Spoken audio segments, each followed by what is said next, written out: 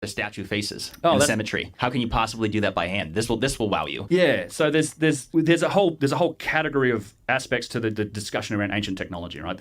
And I have to be kind of careful about what you say, oh, it is or it isn't, because in reality, we really haven't analyzed that many artifacts. This vase work that we've done, first one we've actually taken a look at. That core, that's the first one and the only one that's really been analyzed. So I characterize something that's beyond the capabilities of these primitive ancient civilizations as being, okay, machining marks, tool marks, like these giant circular saws, tube drills, precision, and there's elements to precision, and one of those is symmetry. And there's been some interesting studies done on the faces of giant statues. One in particular is the face of Ramses. There's a statue at Luxor. They've since put the head back up. It's up now 30 feet in the air on top of the statue, but it used to be on the ground. And again, Chris Dunn was real seminal in this. He went and took a photo, like bang on, like very front on. And then what he did was you take a copy of that photo, you make it 50% transparent, make the original 50% transparent. You take one and you flip it like on that horizontal axis, then you overlay them, right? So you would see like the left to right. It's like overlaying the left side on the right side. And it's perfect. It's this face here, but I wonder if you can find the picture of Chris Dunn. That's actually there's your video right there. Videos there as well, where I get into it. But that's not that picture you're asking for. No, it's similar, but it shows other aspects of, well, the same radius of tool being used to cut. But what's interesting about the symmetry, it's perfectly symmetrical, left to right. Now, this isn't a feature in humans. No human is perfectly symmetrical, different nostrils, different eyeballs. It's also not something that is done in artwork. So,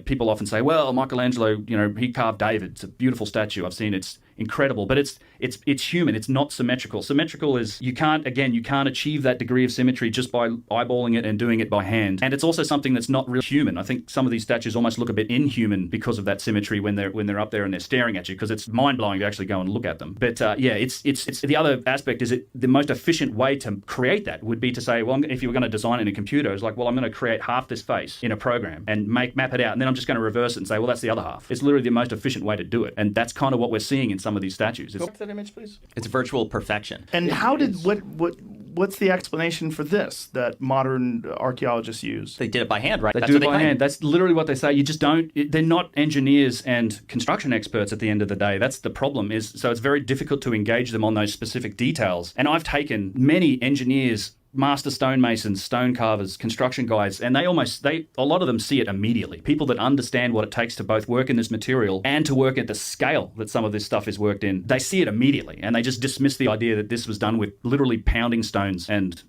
copper chisels. It's a funny thing. They insist those things are how they're done, but not once, no one ever has cut a single big slab of granite the size of a refrigerator in half. We've never gone that far. No one's demonstrated that, yep, you can take a copper bar and sand and grind your way through a refrigerator-sized block. And you're saying copper because we think that they didn't have steel back then. They didn't. Well, they didn't, and not until later. There's no evidence for it. There's evidence for copper and bronze. There's no evidence for it when we're talking about 2500 BC. Exactly. Now, if there was some sort of very sophisticated civilization that was tens of thousands of years before that, and they were wiped out, and then you're leaving behind these artifacts, and then people are claiming them as their own and then trying to copy them. Imitation was a huge part of it, and we even see that.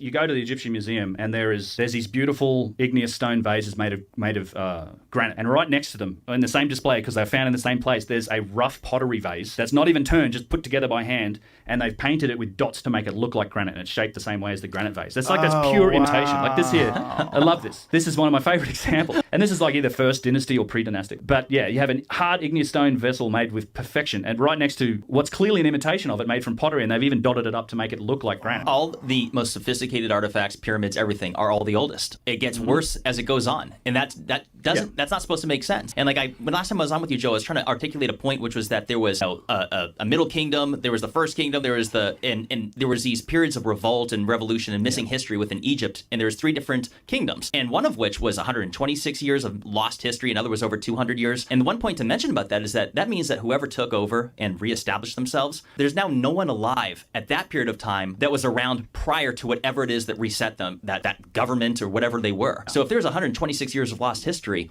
no one is now alive to say what was what before that year one of 126 years, if that makes sense.